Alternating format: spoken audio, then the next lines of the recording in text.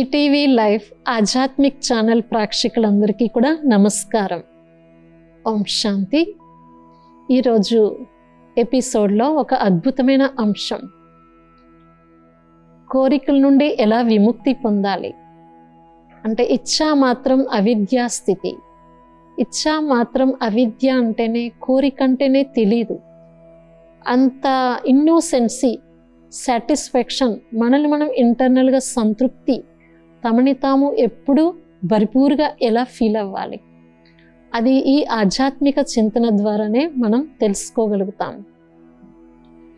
ఎప్పుడైతే మనిషికి నిత్య జీవితంలో ఈ ఆధ్యాత్మికత శక్తి అనేది తోడవుతుందో తనని తాను అంతర్గతంగా ఎప్పుడు సంతృప్తినే పొందుతారు.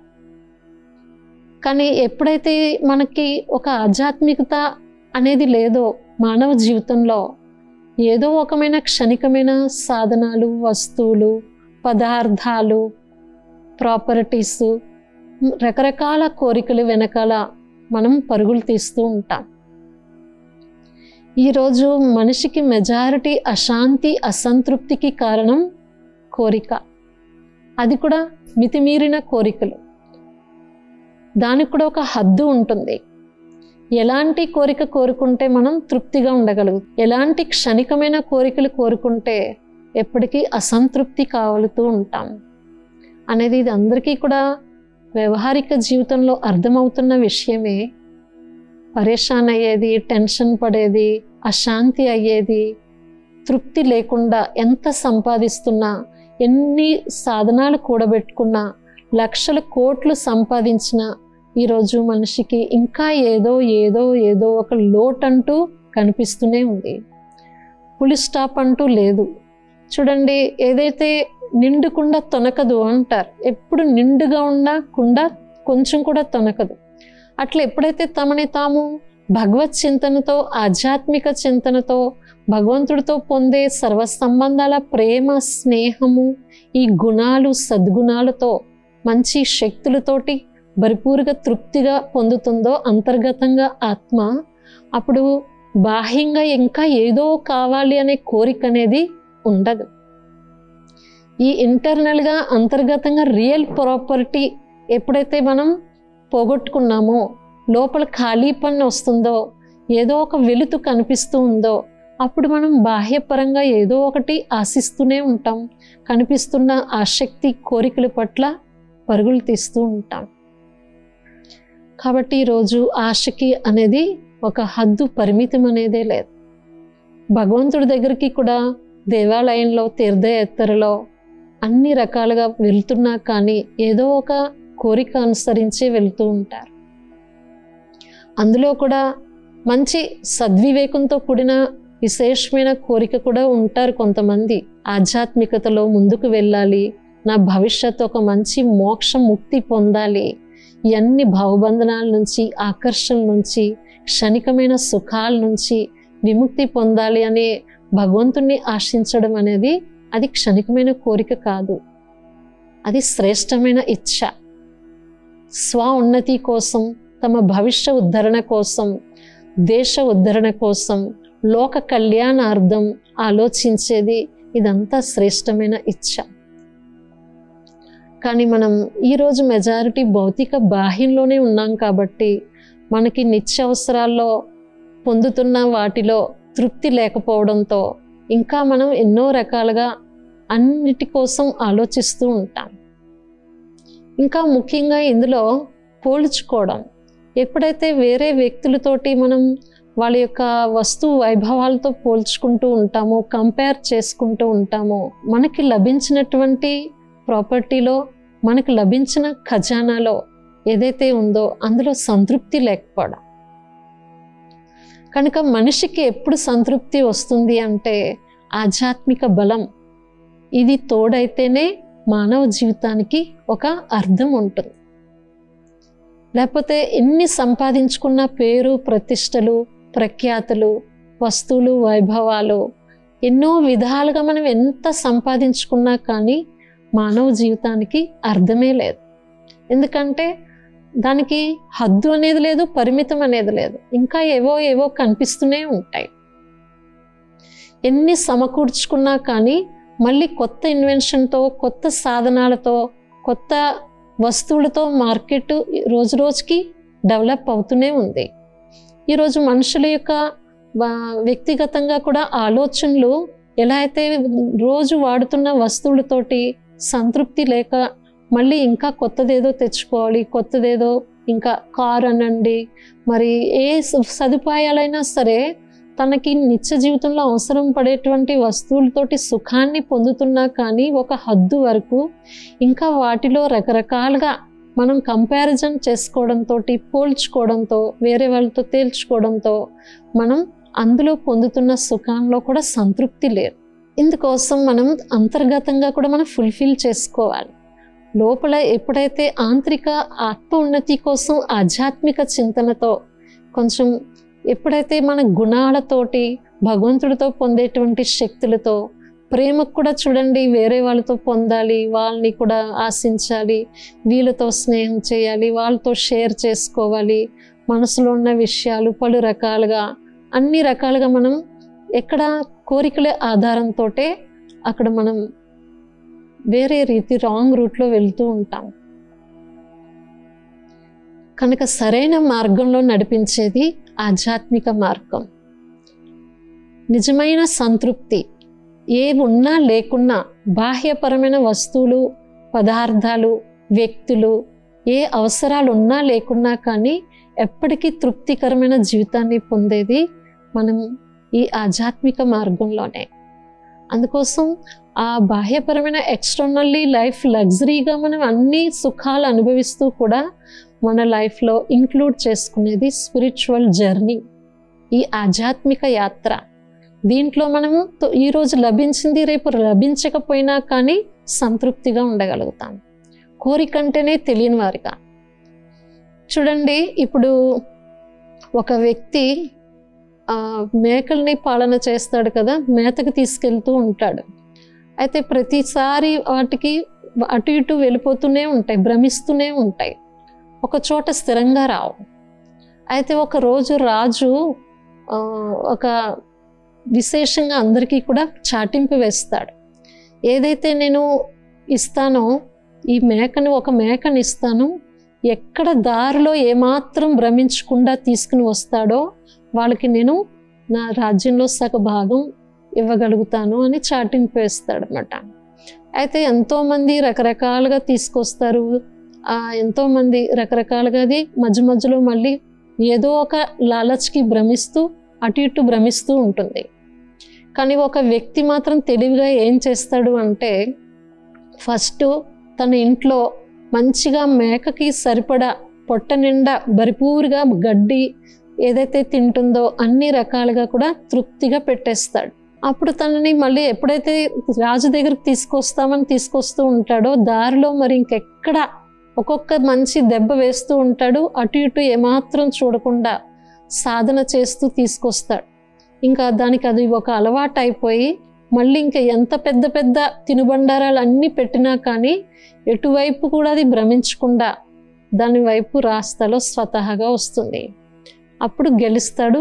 ఆ యువకుడు తెలివికి మెచ్చుకుంటాడు. అంటే మనం ఒక జంతువుకి కడుపు నిండా ఎప్పుడైతే పెడతామో అది ఇంకా అటు ఇటు భ్రమించదు, దానికి కూడా ఒక సాధన కావాలి, పదే పదే మళ్ళీ మనసు అటు ఇటు భ్రమించుకుంటా. అలా భగవత్ చింతనలో కూడా ఆధ్యాత్మిక మార్గంలో మనం మనస్సుని అటు ఇటు భ్రమించకుండా ఏకాగ్రతలో ఉండాలి అంటే మన మనస్సుకు కూడా ఫస్ట్ త్యాగం కావాలి ఈ క్షణికమైన కోరికల పట్ల. ఈ త్యాగంతోనే తపస్య. ఎప్పుడైతే త్యజించడం అంటే క్షణిక సుఖాలు ఎప్పుడు త్యజించగలుగుతాం? మనసుకి దానికంటే రెట్టింపు హయ్యెస్ట్ ఎక్కడైతే విశేషమైన అపూర్వ సుఖాన్ని అనుభూతి పొందుతుందో, లాభాన్ని, బెనిఫిట్స్ని పొందుతుందో అప్పుడు ఇంకా వేరే దాని మీద దానికి మనసు భ్రమించదు. ఆ లోట్పాట్ అనేది లేకుండా మనం తృప్తి పరచగలగాలి. అది ఎందులో తృప్తి పొందుతుంది అంటే ఈ ఆధ్యాత్మిక చింతనలో, భగవత్ చింతనతో. దీని ఆధారంతో అంతర్గతంగా ఆటోమేటిక్గా కొన్ని ఖజానాతో భర్పూరుగా పొందగలుగుతుంది. అయితే ఒకనాడు ఒక ఫకీరు ఒక రాజు దగ్గరికి తన రాజధానిలో మహారాజు దగ్గరికి వచ్చి ఫకీరు ఒక పాత్రని తీసుకొచ్చి, మహారాజా నేను చాలా దుఃఖితుడై ఉన్నాను, అన్నీ పోగొట్టుకున్నాను, నా దగ్గర ఏమీ లేకుండా అయిపోయింది, మీరు ఎవరు కూడా నాకు సరైన దానం అంటూ ఇవ్వలేకపోయారు, మీరు ఈ దానానికి పాత్రులను భావించి మీ దగ్గరికి వచ్చాను, మీరేమైనా దానం చేయగలుగుతారా అని అడుగుతాడు ఫకీరు. అయితే ఇందులో ఏముంది, నేను చేస్తాను తప్పనిసరిగా అని అడుగుతాడు. అయితే ఆ పాత్రని పెడతాడనమాట. కానీ మీరు ఈ పాత్ర నిండే వరకు మీరు ఇచ్చిన మాట మాత్రం తప్పొద్దు అంటాడనమాట. నేను ఎందుకు మాట తప్పుతాను, తప్పనిసరిగా చేస్తాను అంటాడు. అయితే వెంటనే మంత్రి గారిని పిలుస్తాడనమాట. మంత్రిని పిలిచి ఆ పాత్రలో ఏవైతే కావాలో తినుబండారాలు అవి ఇవి వేస్తాడనమాట. అయితే వేయగానే అవి అదృశ్యమైపోతాయి. మళ్ళీ కొద్దిసేపటికి ఇంకా వేరే అన్నీ కూడా, ఇంకా ఖజానా రకరకాలుగా ఆ బంగారపు సిక్కాలు అవన్నీ కూడా వేపిస్తాడు. అయినా మళ్ళీ అవి కొద్దిసేపటికి అదృశ్యం అయిపోతాయి. మళ్ళీ మంత్రి గారిని పిలిచి రాజకోశలో ఏవైతే ఉన్నాయో కోసా బండారిలో అన్ని రకాలుగా బండారా తెరిచి తను ఇవ్వాల్సినవి కూడా అన్నీ వేస్తూ ఉంటాడు. ఆభరణాలు, ఇంకా బంగారపు సిక్కాలు, ముత్యాలు, పగడాలు అన్నీ వేస్తున్నా కానీ మళ్ళీ కొద్ది క్షణానికి అదృశ్యం అయిపోతున్నాయి. అయితే ఈ ఫకీరు ఇంకా మీరు ఏమీ కాలేదు, మీరు ఏం చేయలేరు, బహుశా నేను ఇంక వెళ్తాను అంటాడు. అలా కాదు, అది ఎట్లా అవుతుంది అని మళ్ళీ రాజుకు కూడా నా మాట నేను తప్పను అని పట్టుదలగా తప్పనిసరిగా నేను చేసే తీరుతానని మళ్ళీ మంత్రి గారిని, రాజ్యంలో రాజవైభోగాలు అన్నీ కూడా రోజంతా పొద్దున్నుంచి సాయంకాలం వరకు అందులో వేస్తున్నా కానీ నిండట్లేదు, ఆ పాత్ర అదృశ్యం అవుతూనే ఉన్నాయి. అయితే అయినా కానీ సరే నేను నిరుత్సాహంతో వెళ్ళిపోతున్నాను మహారాజా అంటాడు. లేదు, వెళ్ళిపోతూ ఈ పాత్ర యొక్క రహస్యం ఏంటో మరి తెలియపరచు అంటాడు. ఈ పాత్ర యొక్క రహస్యం ఏంటంటే, ఈరోజు మానవుని హృదయాన్ని పాత్రతో పోల్చండి అంటాడనమాట. అంటే ఈరోజు మానవుడి హృదయం ఎలా ఉంది అంటే, ఎన్ని వేస్తున్నా కానీ, ఎన్ని రకాల ఖజానా, అన్ని రకాల వస్తువులు, వైభవాలు, సంపాదన, కోట్లు, లక్షలు, ప్రాపర్టీస్, అన్ని సదుపాయాలు, సౌకర్యాలు, వస్తువులు, సామాగ్రి ఎన్ని కొంటున్నా కానీ మనిషికి ఈరోజు తృప్తి పొందట్లేదు. మానవుడి హృదయం అనే పాత్ర ఖాళీగానే ఉంటుంది అని అర్థం చేయించాడనమాట. అప్పుడు మహారాజుకి జ్ఞానోదయం అయింది. అవును, ఈరోజు నిజంగా మనిషి ఎన్ని తినుబండారాలు ఉన్నా కానీ, వస్తు వైభవాలు ఉన్నా, నిత్య అవసరాల్లో ఎంత మించి యథాశక్తికి మించి కొంటున్నా కానీ, కూడబెట్టుకుంటున్నా కానీ, కోరికల యొక్క మానసిక ఖైదీగా ఈ లోపల మాత్రం ఖాళీగానే ఉన్నాడు అని అర్థమవుతుంది. అలా సముద్రంలో తరంగాలు వస్తూనే ఉంటాయి. అలా ఒకదాని తర్వాత ఒకటి, ఒకదాని తర్వాత ఒకటి, మరొక కోరిక, అలా జీవితాంతం అంతిమ శ్వాస వరకు కూడా ఇదే కోరికలతోటి మనం మునిగి తేలుతూ ఉంటే మనిషి సంతృప్తి పొందేది ఎప్పుడు? కనుక మనం ఎప్పుడు కూడా ఇలాంటి సంతృప్తి పొందాలి అంటే పరమాత్మ పట్ల మనం, ఆయన ఎంత అనంతుడో పరమాత్మ ఇచ్చేటువంటి ప్రాప్తి కూడా అంత అనంతమైంది. అలాంటి అనంతమైన హృదయం మనస్సుతోటే ఆయన్ని గుర్తు చేయగలగాలి. ఆయన పట్ల మనం ప్రీతి భావంతో గుర్తు చేయగలిగితే భగవంతుడితో పొందేటువంటి ప్రాప్తి బేహద్దు, అనంతమైంది. మన మనస్సు కూడా బేహద్దు రూపంలో భరిపూర్గా కాగలుగుతుంది. ఇది భౌతిక ఏ సామాన్య దేహదారులతోటి పొందలేం. కోట్లు లక్షలు పెట్టినా కానీ, ఎంత విలువ చేసేటువంటి వస్తువులు డైమండ్స్ మీ ఎదురుగా పెట్టినా కానీ ఆ మనసుకి సంతృప్తి అనేది ఒక ఆధ్యాత్మిక చింతనతోనే, భగవంతుడి పట్ల పెట్టుకున్నటువంటి ప్రీతి భావనాత్మకమైన ఎప్పుడైతే ఉంటుందో అందులో అన్ని ఆశలు పూర్తవుతాయి. నిరాశ, నిరుత్సాహం, అసంతృప్తి అనేది స్వతహాగా సమాప్తమైపోతుంది. కనుక కోరిక అనే దానికి హద్దు లేదు. ఈరోజు ఏ రకమైన వ్యక్తులైనా సరే, మరి ఎంత భక్తులు, మహనీయులు, సర్వస్వ త్యాగీలని ఎంతో పరిత్యందం అని ఉండే వాళ్ళు ఉన్నారు. సన్యాసులు ఎంతోమంది, ఎంతో చివరి అడవుల్లో కూడా వాళ్ళు కూడా ఏదో భగవంతుడితో మోక్షం పొందాలి, ఒక ఆధ్యాత్మిక చింతనలో ముందుకు వెళ్ళాలి, నా భవిష్యత్తులో మంచి పొందుతాను అనే ఆశతోనే కదా చేస్తారు ఏ సాధనైనా. కానీ ఏది ఆశించకుండా ఏ సాధకులు అయితే లేరు. కానీ మనం ఇక్కడ భగవంతుడితో పొందేటువంటి ఆధ్యాత్మిక చింతనతో స్వతహాగా అన్నిట్లో ఉంటూ ఈ మాయా ప్రపంచంలో ఎంత భౌతిక సాధనాలు, క్షణిక సుఖాలు ఎన్ని రకాలుగా కనిపించినా కానీ మనం ఆంతరిక వైరాగ్య భావం ఎప్పుడు వస్తుంది? మనం ఒకవైపు ఎప్పుడైతే భరిపూరుగా నింపి పెట్టుకుంటామో, అంతర్గతంగా మనసుకి సంతృప్తి పెడతామో, దీనికి కావాల్సిన ఆధ్యాత్మిక భోజనం ఇస్తామో, అప్పుడు మనకి ఇంకెక్కడో తినాలి, అది కొనాలి, అక్కడ ఇది చేయాలి అనే ఆశ అనేది, రకరకాలుగా కోరికలు అనేవి ఉండవు. ఇలాంటి లాలచ్ అనేది లోభానికి గురి అవడంతో ఈరోజు బాహ్య ప్రపంచంలో తండ్రి కొడుకుల పట్ల, కొడుకు తండ్రి అనేది కూడా లేదు, అన్నదమ్ముల్లో కూడా ఆస్తి పాస్తుల విషయంలో అంటే ఒక కోరికలు నాకే సొంతం అవ్వాలి, ఈ ప్రాపర్టీ నాకే అధికారంలో రావాలి, నేనే పొందాలని చాలా స్వార్థం, కొంచెం దాంట్లోనే స్వార్థం ఆధారంతో కోరికలకి వడివే అలాంటి సంబంధాలని కూడా దూరం చేసుకుంటున్నారు. అలాంటి భ్రష్టత్వానికి దిగజారుతున్నాడు. కనుక మనం ఎప్పుడైతే కొంచెం ఆధ్యాత్మికత వైపు మనం దారి తీసుకుంటామో, ఒక రాజమార్గంలా మనకి రాస్తా కనిపిస్తుంది. ఎన్ని ఆటంకాలు, విఘ్నాలు కనిపించినా కానీ భగవత్ చింతన, ఈ ఆధ్యాత్మిక చింతన ఆధారంతో ఏ వస్తువు వైభవాలు, క్షణికమైన సుఖాలు, లగ్జరీస్ ఉన్నా లేకున్నా కానీ మనకి లభించిన దాంట్లో చాలా సంతృప్తిగా మనం ఉండగలుగుతాం. అదే కోరికంటే వాళ్ళకి ఇంకా తెలియని స్థితిలో ఉండగలుగుతారు. ఇంకేది ఆశించాలని వాళ్ళకి మనసుకి రుచించదు. భగవంతుడితో పొందే ప్రేమ, ఆ టేస్టు, ఆనందం, పరం ఆనందం, ఈ ఆధ్యాత్మిక చింతనలో పొందే అతీంద్రియ సుఖం. ఇక్కడ ఇంద్రియ సుఖం అంటే కళ్ళతో చూసేదేదో చాలా ఇంద్రియ చూడాలని, ఇంకా ఏదో మంచిగా టీవీ చూడాలి, సినిమాలు చూడాలి అనే ఆ కళ్ళతోటి ఇంద్రియ రస్, చెవులతోటి ఏదో మంచి సంగీత పాటలు వినాలి, అవి ఎంజాయ్ చేయాలి అనేది కనరస్.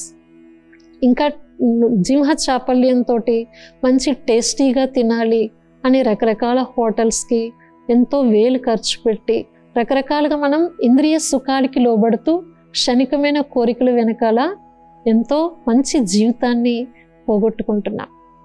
కానీ ఈ ఒక్కొక్క రస్ మనం క్షణికంగానే, ఆ చూసినంత వరకునే ఆనందం, ఆ విన్న వరకునే ఆనందం, ఆ నాలిక పైన ఉన్నంత వరకునే ఆ టేస్ట్ ఆనందం. కానీ మనం ఎప్పుడైతే ఇంద్రియ సుఖానికి కూడా అతీతమై అతీంద్రియ సుఖం లోతులోకి వెళ్తామో, తనని తాను ఈ శరీరానికి భిన్నమైన ఆత్మని, అతి సూక్ష్మమైన జ్యోతి స్వరూపాన్ని అనే సత్యమైన అస్తిత్వాన్ని గుర్తించి మన సహజ లక్షణాలని జాగృతి చేసుకుంటామో, అవే ఒక రియల్ ప్రాపర్టీ. మనలో శాంతి, సుఖము, ఆనందం, స్నేహం, పవిత్రత, శక్తి, ఇవన్నీ సహజ గుణాలు. మనలో కొన్ని శక్తులు కూడా ఉన్నాయి. అవి ఎప్పుడైతే రాజయోగ మెడిటేషన్ ప్రాక్టికల్గా మనం చేస్తూ ఉంటామో, ఆంతరికంగా ఏదో తెలియని ఆనందం, సంతృప్తి అంతర్గతంగా ఆత్మకి అందుతూనే ఉంటుంది. అప్పుడు నిజమైన వైరాగ్యం, వైరాగ్యం అంటే మనం ఇల్లు వాకిళ్ళు వదిలిపెట్టి అడవిలో దూరంగా వెళ్ళేటువంటి వైరాగ్యం అనే కాదు. గృహస్థ జీవితంలో ఉంటూ అన్నీ సంభాళిస్తూ వ్యవహారంలో ఉంటూ మనం అన్ని సుఖ సాధనాలను ఉపయోగిస్తూ కూడా ఎంత అవసరమో అవి ఉపయోగిస్తూ లేనప్పుడు లేనట్టే ఉండడం. అలాంటి సమతుల్యమైన బ్యాలెన్సింగ్ లైఫ్ అనేది మనకి స్పిరిచువల్ జర్నీ, ఆధ్యాత్మిక శిక్షణతో, ఈ ఆధ్యాత్మికమైన గైడెన్స్తో మన మనసుకి అంతర్గతంగా ఎప్పుడైతే తృప్తి అందుతుందో అప్పుడు ఇంకా కోరికంటేనే తెలియదు. అదే ఇచ్ఛా మాత్రం అవిద్యా స్థితి అంటారు. అది ఎంతో స్టేజ్, ఎన్నో రకాల స్టేజెస్ సాధన చేయగాది లాస్ట్ ఫైనల్ స్టేజ్ మోక్షము అంటారు. ఆ మోక్షం పొందడానికి మనకి అప్పుడు ఇవన్నీ ఏం అవసరం లే అని అనుకోవచ్చు. ఇంకా మనకి కొంచెం వయసు ఉంది కదా, ఇవన్నీ అనుభవించాలి కదా అనుకోవచ్చు.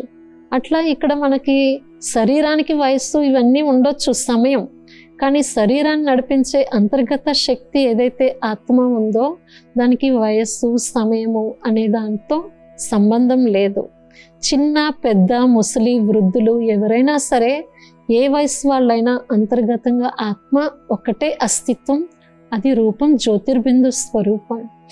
ఈ వాస్తవిక సత్యాన్ని ఎప్పుడైతే గుర్తించి మనం పరమాత్మతో సన్నిధిలో సమీప సంబంధాన్ని ఏర్పరచుకుంటామో ప్రపంచంలో పొందలేనటువంటి అలాంటి అతీంద్రియ సుఖం, పరం ఆనందాన్ని అనుభూతి చేసుకోగలుగుతాం. అప్పుడు మీ కళ్ళ ముందు ఎంతలాంటి మీరు ఎన్నో కోరికలతోటి ఇంతకుముందు కోరినటువంటి వస్తువులు ఎదురుగా పెట్టినా కానీ మన మనస్సు చలించదు. ఎందుకంటే అసలు అంతర్గతంగా పొందాల్సిన తృప్తి ఏదో పొందుతుంది, ఆ రుచిలో ఆనందంగా ఉంటుంది కనుక బాహ్యంగా కనిపించినా కానీ మనసు చలించదు.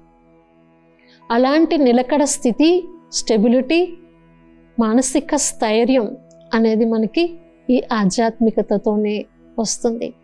కనుక ప్రతి ఒక్కరికి ఈరోజు ఎలాంటి దేశ విదేశాల్లో ఉన్నా, ఎలాంటి సుఖ సౌకర్యాలు ఉన్నా లేకున్నా, పేదరిక జీవితంలోనండి లేదని బాధపడేది లేదు, సుఖ సాధనాలు ఉండి కూడా మేము ఉపయోగించుకోలేకపోతున్నాం, మరి అన్ని తినుబండారాలు ఉండి కూడా మేము తిని అరిగించుకోలేకపోతున్నాం, అనారోగ్యానికి గురి అవుతున్నాం, అది పొందలేకపోతున్నాం అనే అసంతృప్తి అనేది లేకుండా మన నిత్య జీవితంలో ఎప్పుడైతే ఇది అంతర్గత సాధనతో చేస్తూ ఉంటామో, రాజయోగ సాధన, ఆధ్యాత్మిక చింతన, తప్పనిసరిగా ఈ సర్వసుఖాల యొక్క సంతృప్తి, అతీంద్రియ సుఖ రసాన్ని పొందగలుగుతాం. ఈ మనస్సులో మెదిలేటువంటి కోరిక మనిషికి ఈరోజు నిద్ర లేకుండా కూడా చేస్తుంది. అది పొందే వరకు కూడా నిద్ర పట్టదు కొంతమందికి. ఏదైనా మార్కెట్లో వస్తువు చూస్తే అది కొని ఇంటికి తెచ్చుకునే వరకు కూడా విచలితం అవుతూనే ఉంటుంది. కనుక ఇలాంటి క్షణికమైనది ఎంతవరకు మనకు అవసరమే, వాటి యొక్క అవసరాలు ఉన్నంత వరకు ఉపయోగించుకోవాలి, చెయ్యాలి. కానీ మనకి హద్దు మీరి కోరికలు ఏవైతే ఉన్నాయో ఎప్పటికైనా మనిషికి ప్రమాదకరమే. అందుకోసం మనల్ని మనం ఎప్పుడైతే కాస్త స్వపరిశోధనతో మనసు ఎక్కడ తృప్తి పొందుతుంది, నిజమైన లాభం ఎందులో అందుతుంది అని ఆధ్యాత్మిక జ్ఞానంతో గుర్తిస్తే మనం కోరికంటే తెలియని స్థితిని పొందగలుగుతాం. ఈరోజు ఎపిసోడ్లో అద్భుతమైన అంశం ఇచ్చా మాత్రం అవిద్యా స్థితి. అంటే మనం కోరికంటే తెలియని విధంగా సంతృప్తికరమైన జీవితాన్ని గడపడం ఎలా అనేది తెలుసుకున్నాం. నెక్స్ట్ ఎపిసోడ్లో ఒక మంచి అద్భుతమైన అంశంతో మీ ముందుకు వస్తాం. ఈరోజుతో ఓం శాంతి.